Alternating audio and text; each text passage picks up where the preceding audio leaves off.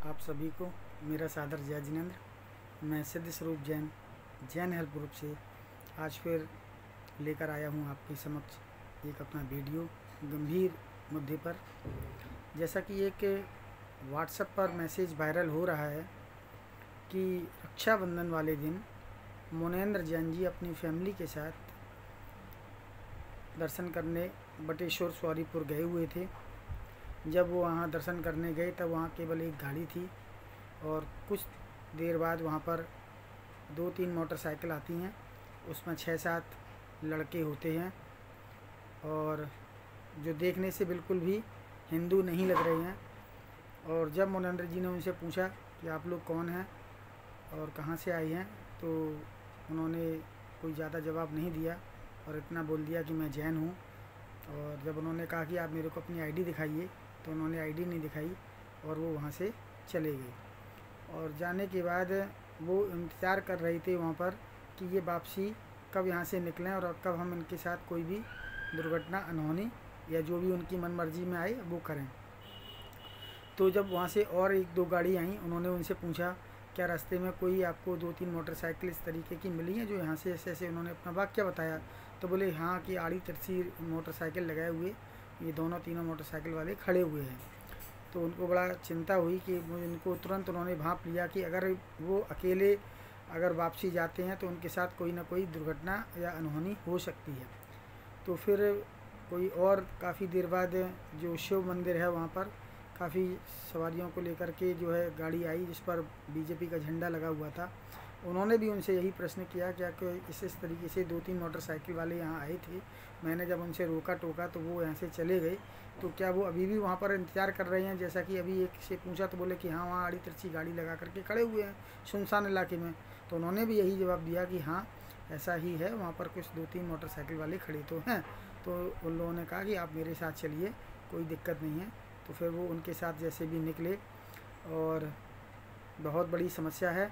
हम लोग आंख मूंछ करके दान दे रहे हैं, हज़ारों लाखों रुपए यूँ ही दे करके आते हैं और मंदिर की तीर्थों की कहीं कोई सुरक्षा नहीं है, ना सीसीटीवी कैमरे लगाए गए हैं, ना ही किसी तरीके का कोई भी सुरक्षा गार्ड है वहाँ पर।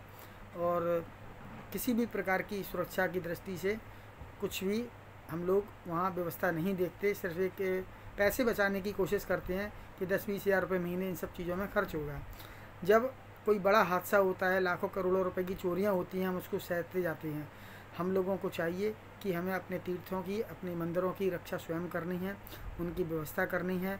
जितना ज़रूरी मंदिर बनाना है, मूर्ति विराजमान करना है, उतना ही ज़रूरी सुरक्षा की दृष्टि से सीसीटीवी कैमरे लगवाना, गार्ड बिठाना और पूरी इस तरीके की व्यवस्था रखना कि कहीं कोई दुर्घटना ना हो जाए। और ऐसे समय में बुद्धि भी काम नहीं करती और कुछ जगह पर नेटवर्क भी काम नहीं करता, आउट एरिया होता है। लेकिन मैं तो यही कहना चाहूँगा, जब भी इस तरीके का कहीं भी कोई आपको समस्या लगे तो तुरंत उस समय पर आपको 100 नंबर मोबाइल डायल करना चाहिए। 1098 नंबर आपको महिलाओं की सुरक्षा के लिए डायल करना चाहिए, जिससे कि आपको पुलिस प्रशासन से कुछ सुरक्षा मिले और वहाँ से आप इन सब चीज़ों से बच सकें। तो मैं सबसे पहले हम अपने समाज के लोगों से यही आग्रह और निवेदन करेंगे कि हम मंदिर आँख मूंछ करके बना रहे हैं, तीर्थ बनाते चले जा रहे हैं, करोड़ों अरबों खरबों रुपए लगाते चले जा रहे हैं, लेकिन सुरक्षा का कोई भी इंतजाम नहीं है। कोई भी हादसा हो जाता है, आप बस एक FIR करते हैं, कहीं कोई सुनवाई नहीं होती, आपकी हज़ारों लाखों करोड़ों रुपए की चोरी हो चुकी होती है या किसी भी प्रकार का समाज के साथ कोई भी लूट जैसी वारदात आसानी से हो जाती है। तो हम बस यही बोलना चाहेंगे कि हम लोग अपनी सुरक्षा स्वयं करें, स्वयं व्यवस्था बनाएं। लाखों करोड़ों रुपए जब हम वहाँ मंदिर में लगा सकते हैं, तीर्थों पे लगा सकते हैं, धर्मशालाओं में लगा सकते हैं, तो उनकी सुरक्षा की जिम्मेदारी भी हमारी ही बनती है, कमेटी की बनती है, समाज की बनती है। क्योंकि जब कोई घटना घट जाए और उससे हम लोग सबक ना लें, तो ये बहुत ज़रूरी है कि इस चीज़ को संज्ञान में लिया जाए। बटेश्वर तीर्थ क्षेत्र, सौरीपुर तीर्थ क्षेत्र कमेटी को इस ओर ध्यान देने की आवश्यकता है कि इस तरीके का वाक़या दोबारा किसी के साथ ना हो। इसके लिए वहाँ पर एक मेन गेट की जो ज़रूरत है, वहाँ मेन गेट होना चाहिए, जिससे ये पता चल जाए कहाँ कितनी दूरी पर कौन सा अपना मंदिर है। और रास्ते में CCTV कैमरे की आप व्यवस्था अवश्य करिए। और सुरक्षा की दृष्टि से वहाँ पर सरकार से, पुलिस प्रशासन से वहाँ पर व्यवस्था कराइए कि वहाँ पर हमारी तीर्थ क्षेत्र कमेटी है और यहाँ पर इस तरीके के असामाजिक तत्व यहाँ पर आकर के अपना जो है समय बर्बाद करते हैं और किसी भी तरीके का, किसी भी प्रकार का नुकसान करने की चाहत रखते हैं। ऐसे लोगों के खिलाफ़ हम तुरंत ऐसे लोगों को पकड़ें और उनके साथ कानूनी कार्रवाई करें। और सबसे जो और दूसरी भी समस्याएं हैं समाज में, जो इस समय कोरोना काल चल रहा है, और कोरोना काल में बहुत से परिवार ऐसे हैं जिनके पास किसी भी प्रकार की कोई भी व्यवस्था नहीं बची है। व्यापार ठप हो गया है, नौकरी करते हैं तो नौकरियां छूट गई हैं, किराए का मकान है, 4-4, 6-6, 8-8 महीने का, साल भर का लोगों का किराया बाकी है। प्राइवेट स्कूलों में बच्चे पढ़ते हैं, स्कूल वाले किसी भी तरीके से फ़ीस माफ़ करने के मूड में नहीं हैं। बच्चों को आगे भी पढ़ाना है तो उनके पास किसी भी प्रकार की ऐसी कोई समस्या नहीं है जिससे वो अपना जो है परिवार को नियमित रूप से चला सकें। तो ऐसे परिवारों पर हम सभी लोगों का दायित्व बनता है, समाज के वरिष्ठ लोगों का, जो संपन्न हैं ऐसे लोगों का दायित्व बनता है कि हम ऐसे परिवारों पर नज़र रखें और उनको हर संभव सहयोग देने की कोशिश करें। दान केवल मंदिर में देने से ही दान नहीं होता।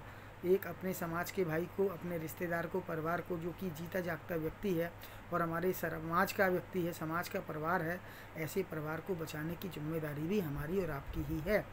इसलिए हम लोग इस ओर बिल्कुल ध्यान ही नहीं देते और हम लोग संपन्न परिवार हैं और हम लोग अपनी मर्ज़ी से जहाँ जितना मर्ज़ी खर्च करते हैं, दान भी करते हैं। तो हम ऐसे टाइम पर जो समय, इस समय जो चल रहा है, संकट का समय है, बहुत से परिवारों के हमारे पास फ़ोन आते हैं, सहयोग मांगते हैं और हमारे द्वारा जितना भी सहयोग हम लोग जैन हेल्प ग्रुप के द्वारा दे रहे हैं।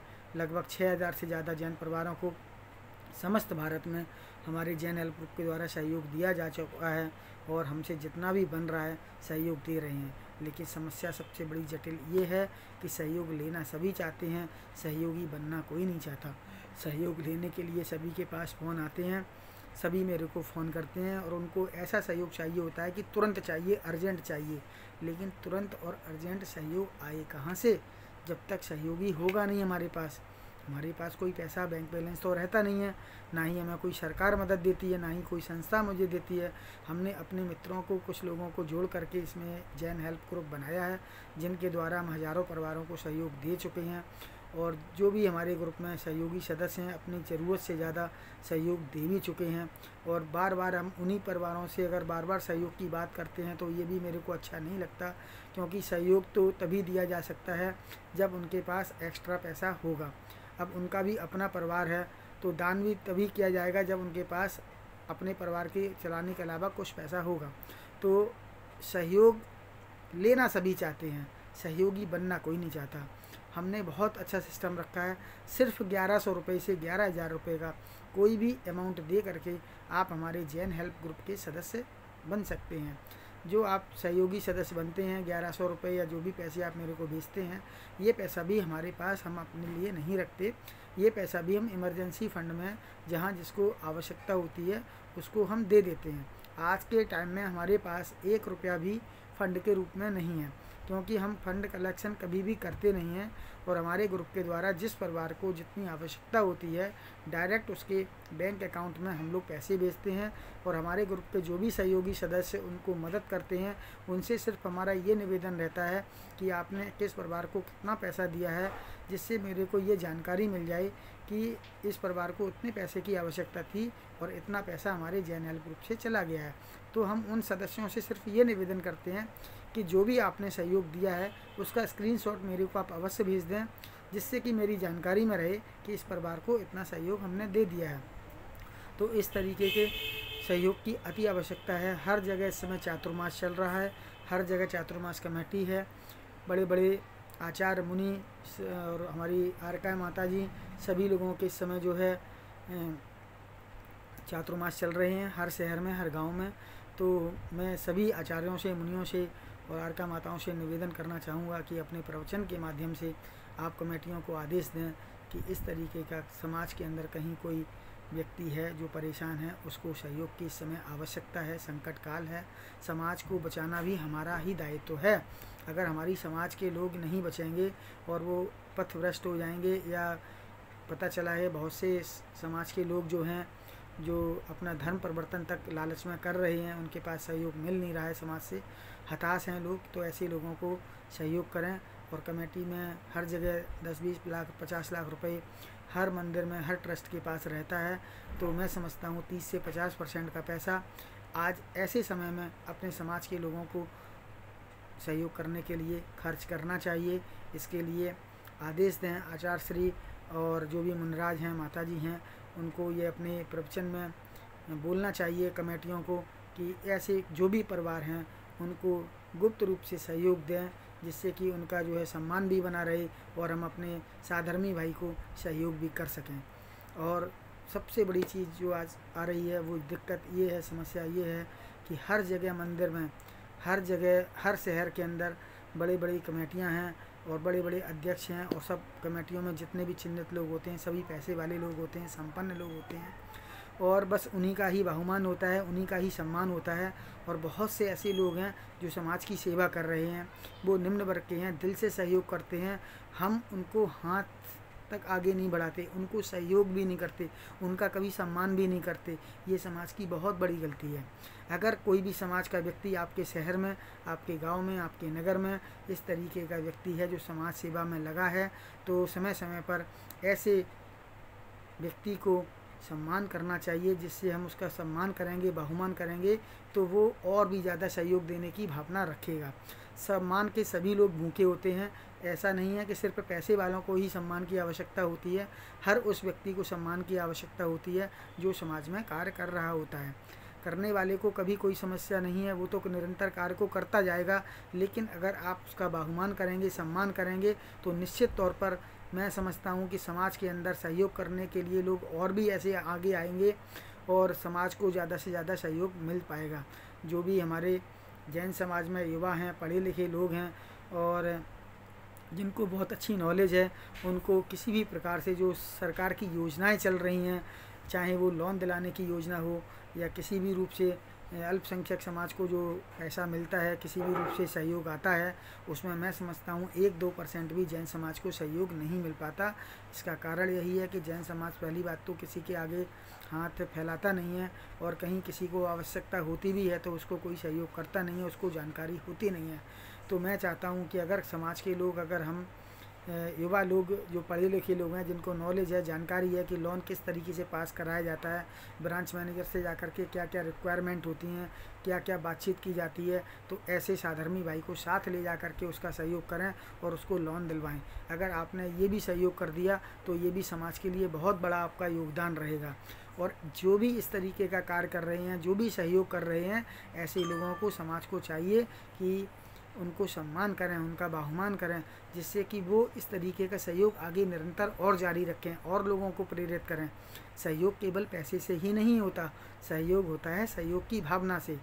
तो इसलिए हम सभी समाज के लोगों से, जैन समाज के लोगों से कहना चाहेंगे कि अपने जो समाज के साधर्मी भाई हैं उनको हर तरीके से, हर संभव मदद सहयोग देने के लिए हमें सदैव तत्पर रहना चाहिए, चाहे वो पैसे का सहयोग हो या किसी भी रूप से सहयोग हो।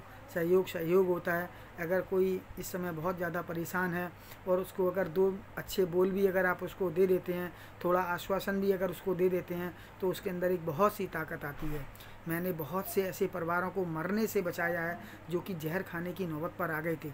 ऐसे लोगों की मैंने अच्छे से काउंसलिंग की, उनको समझाया, उनको पैसे से भी सहयोग दिया, उनकी मदद की, और आज ऐसे लोग अपने दम पर अच्छा व्यापार कर रहे हैं और अपना पूरा परिवार अच्छे से चला रहे हैं। तो एक छोटी सी जो मदद है, वो मदद आप इस तरीके से कीजिएगा कि जिससे उनका कहीं से अनादर ना हो, निरादर ना हो, सम्मान उसका बना रहे, और हमारा कार्य जो है सहयोग करने का, हम उसका सहयोग भी कर दें, जिससे कि वो भविष्य में ऐसा खुद बने कि काबिल हो जाए, तो वो भी आगे लोगों को सहयोग देना शुरू करे। तो जब तक हम ये भावना नहीं सोचेंगे कि हमें लोगों का सहयोग करना है, तब तक हम सहयोग नहीं कर पाएंगे।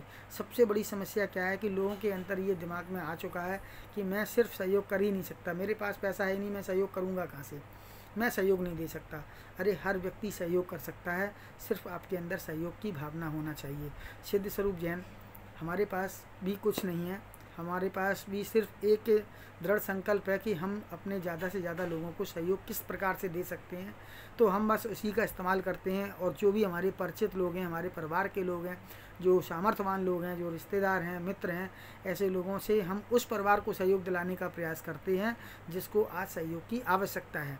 तो आप ये ना सोचिए अगर हमारे किसी साधर्मी भाई को 10-20 हज़ार 50 हज़ार लाख रुपए की आवश्यकता है तो और उसने अगर आपसे सहयोग मांगा है तो आपसे जितना बनता है आप उसको खुद सहयोग देने का प्रयास कीजिए।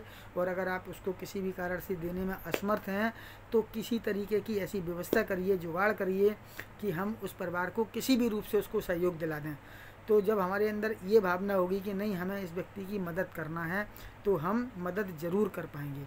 हमारे यहाँ बहुत बड़ी बड़ी कमेटियाँ बनती हैं और कमेटियों में आज सबसे बड़ी समस्या, और मंदिर जो तीर्थ हैं उनमें सबसे बड़ी समस्या आज ये आ रही है कि हम अजैन लोगों को आगे लेकर के आ रहे हैं।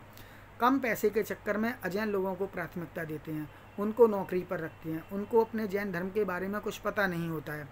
उनको जब अपने जैन धर्म के बारे में कुछ पता नहीं है तो वो उतना सहयोग समाज के लोगों का नहीं करते। जैसा कि मैं आपको एक दृष्टांत बताता हूँ, मैं फ़िरोज़ाबाद में रहता हूँ और फ़िरोज़ाबाद में 2 बस इंदौर से आई थी लगभग 8 साल पहले। 8 साल पहले की बात है। ये 2 बस इंदौर की आई थी और उसमें रात्रि में जैसे भी करके छदामी लाल जैन धर्मशाला में कुछ यात्री वहाँ पर रुके थे, कुछ और लोग कई होटलों में जैसे भी रुके होंगे। तो उसमें कुछ बुज़ुर्ग ऐसे थे, सर्दियों का टाइम था, जिनका ये नियम था कि हम बिना मंदिर के भगवान के अभिषेक के हम पानी जलपान ग्रहण नहीं करेंगे। तो वहाँ पर मैंने देखा कि ऐसी कोई व्यवस्था नहीं थी कि जो वहाँ पर गर्म पानी वगैरह की वहाँ व्यवस्था हो, जिससे कि जो बाहर के लोग आए हुए हैं उनको वो व्यवस्था गर्म पानी की मिल जाए, या जो भी व्यवस्था है वो पुजारियों के लिए है, तो नए लोगों को तो पता ही नहीं है कहाँ पर क्या व्यवस्था है। तो आप सोचिए कि हमारे से 2-3 लोगों ने, बुज़ुर्गों ने मेरे से, जब मैं दर्शन के लिए गया तो उन्होंने हमसे जय जिनेंद्र की और मेरे से बोला कि आप यहाँ के निवासी हैं। मैंने कहा हाँ। तो बोले कि इतना बड़ा जैन मंदिर है, इतना खूबसूरत मंदिर है और यहाँ पर इतनी भी व्यवस्था नहीं है। हम लोग रात में यहाँ पर 11:30-12 बजे के आए हुए हैं, रात में सो भी नहीं पाई ढंग से, और सुबह का हमारा नियम है कि बिना अभिषेक के, बिना दर्शन के हम पानी भी ग्रहण नहीं कर सकते।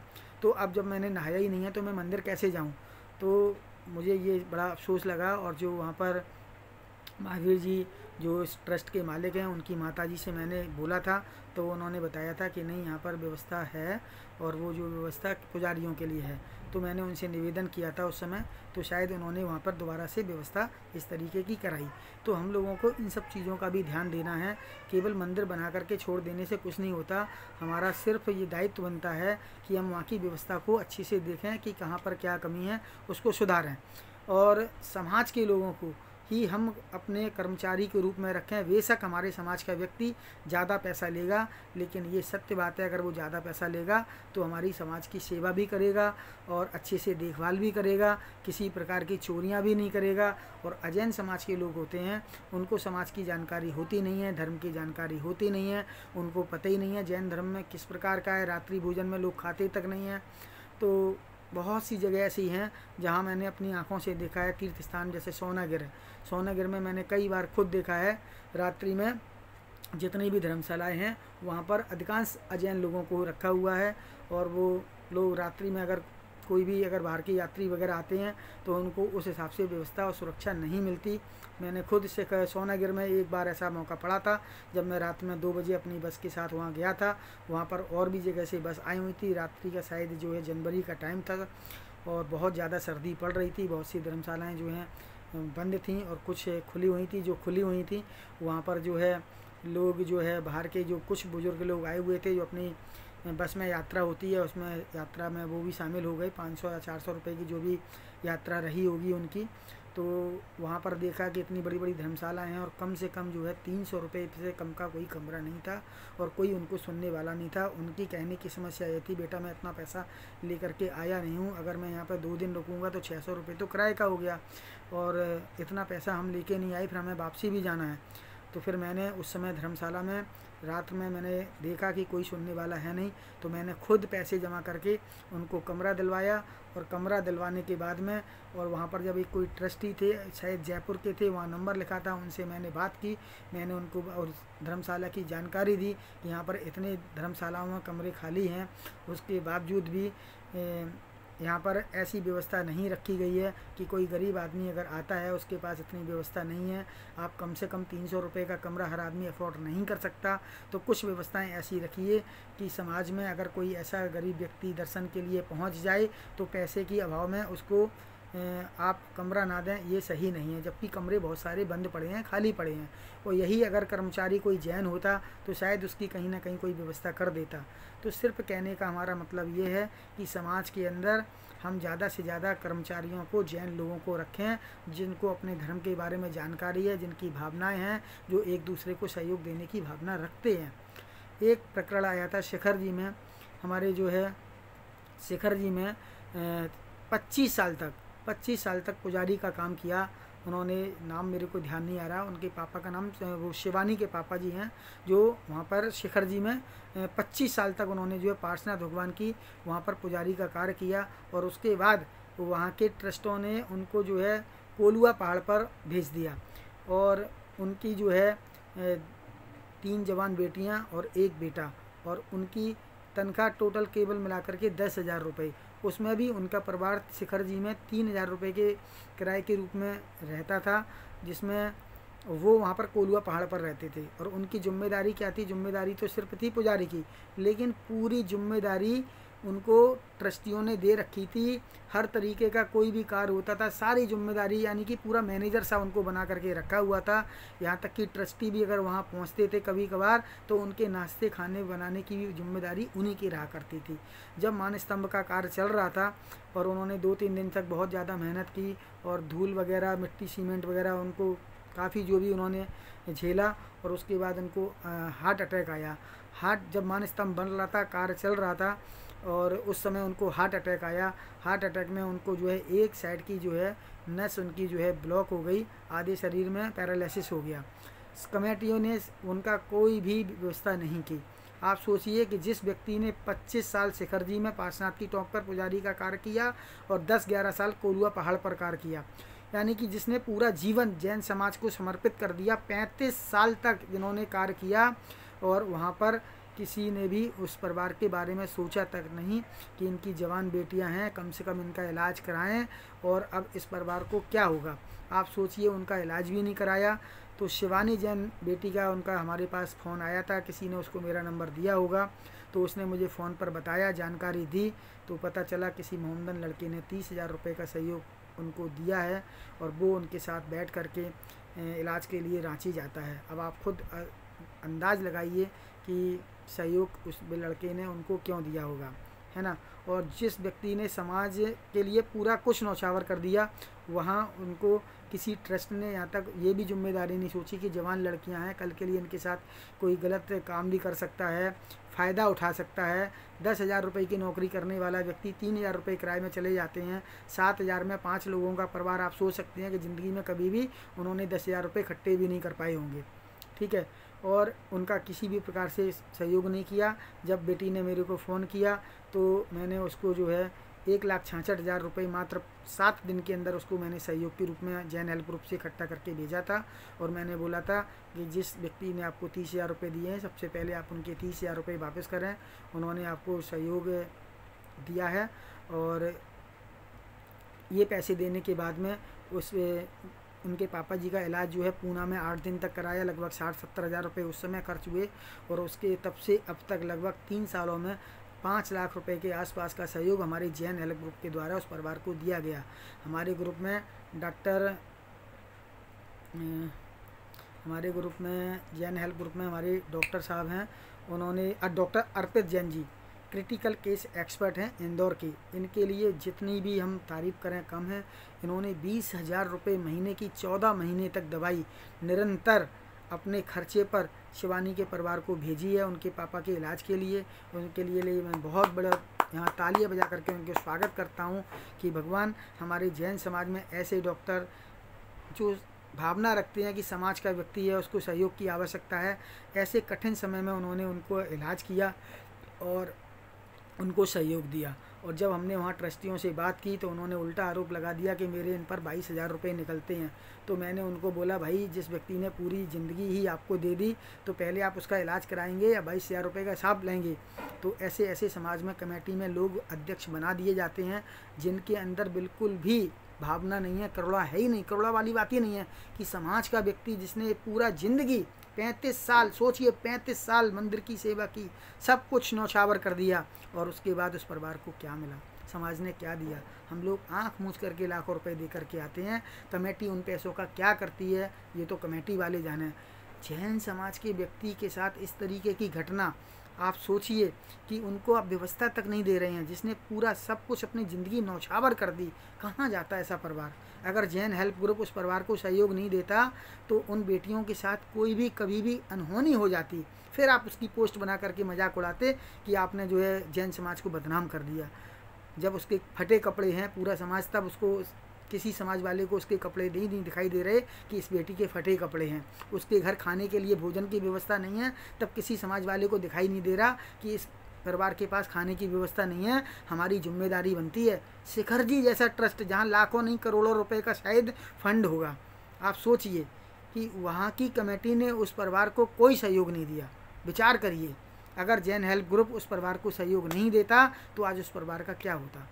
तो मेरा तो सिर्फ यही कहना है कि सभी लोग इस चीज़ का ध्यान रखिएगा कि केवल मंदिर बना देने से, करोड़ों अरबों खरबों रुपए लगा कर छोड़ देने से मंदिर का और ऐसे तीर्थों का कोई फ़ायदा नहीं है।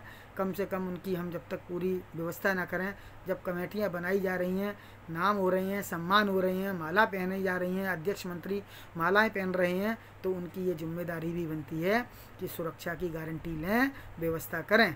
और जहाँ भी जिस तरीके का सहयोग चाहिए, समाज हर तरीके का सहयोग देने के लिए सदैव तैयार है।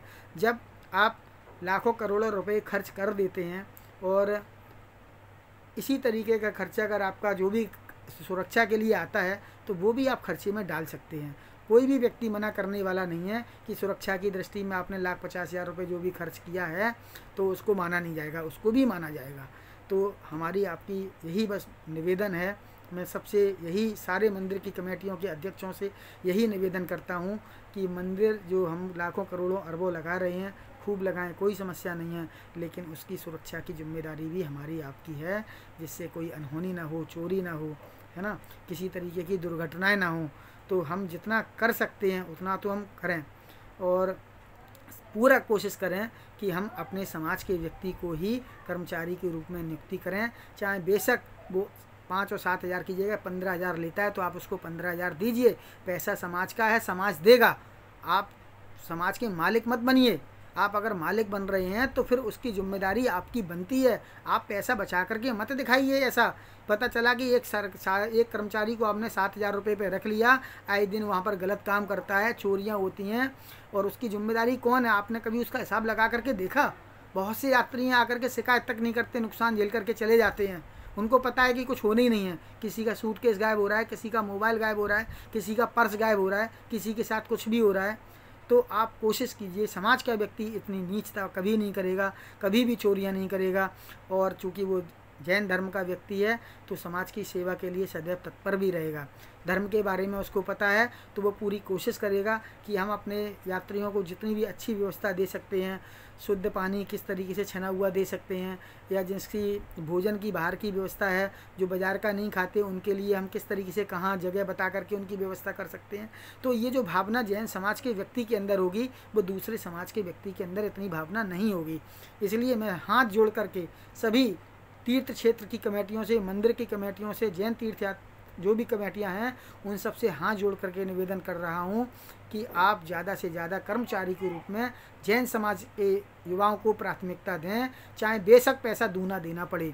समाज का व्यक्ति कभी भी गलत कार्य नहीं करेगा और आप जब उसको सहयोग करोगे तो उसको एक रोज़गार भी मिलेगा।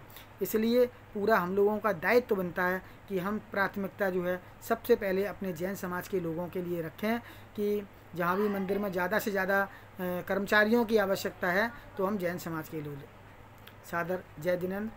आप सभी को हमारी इस पोस्ट को ज़्यादा से ज़्यादा आप शेयर कीजिएगा। और मैंने अपना यूट्यूब पर चैनल बना दिया है सिद्ध स्वरूप जैन हेल्प ग्रुप के नाम से। आप हमारे चैनल को सब्सक्राइब ज़रूर करें। मैं चाहता हूँ ये जैन समाज का एक ऐसा चैनल बने जहाँ पर हम अपनी बात हज़ारों लाखों तक पहुँचा सकें। और किसी भी प्रकार का जैन समाज में कहीं कोई गलत कार्य किसी भी रूप से हो रहा है तो आप उसको मुझे जानकारी दें। मेरा मोबाइल नंबर है 724782527 8439103302 72478 25278 84 39 10 3302। हमारा जैन हेल्प ग्रुप सदैव आप सभी के सहयोग के लिए खड़ा है। और हमारे जैन हेल्प ग्रुप से जहाँ भी जितना भी सहयोग बन रहा है, जिस रूप से भी बन रहा है, हम लोग कर रहे हैं। हमारे ग्रुप में अभी बहुत कम सदस्य हैं। मैं चाहता हूँ आप सभी हमारे जैन हेल्प ग्रुप से जुड़ें। और जैन हेल्प ग्रुप में जुड़ने के लिए मात्र आपको 1100 रुपये से 11,000 रुपये की कोई भी एक धनराशि दे करके मेरे को प्रूफ भेजना है। जैसे ही आप मेरे को प्रूफ व्हाट्सएप पर भेजते हैं, मैं आपको जैन हेल्प ग्रुप में ऐड कर देता हूँ। ये धनराशि आपको सिर्फ एक बार देनी है। इसके बाद में आपको पूरी जानकारी रहेगी कि हमारा जैन हेल्प ग्रुप किस तरीके से कार्य कर रहा है, कहाँ किसको धन की आवश्यकता है, किस प्रकार की आवश्यकता है, सहयोग की आवश्यकता है। तो सभी मिलकर के मैं चाहता हूँ हिंदुस्तान के किसी कोने में, भारत के किसी भी कोने में हमारा जैन समाज है, चाहे वो दिगंबर हो, श्वेतांबर हो, तेरहपंथी हो, 20पंथी हो, मूर्ति पूजक हो, कोई भी हो, सिर्फ अगर जैन है तो हमारा दायित्व बनता है। कहीं भी किसी परिवार को किसी भी प्रकार से सहयोग की आवश्यकता है तो जिम्मेदारी किसी एक की नहीं है, किसी एक संस्था की नहीं है, हम सभी की है। हम सभी जैन समाज की है। सभी अपने रूप से किसी न किसी तरीके से सहयोग उनको दें, स्वयं देने का कष्ट करें। और नहीं दे पा रहे हैं तो किसी भी रूप से दिलाने का सहयोग करें। सहयोग केवल सहयोग पैसे से ही नहीं होता, सहयोग होता है सहयोग की भावना से। आप सभी को सादर जय जिनेंद्र।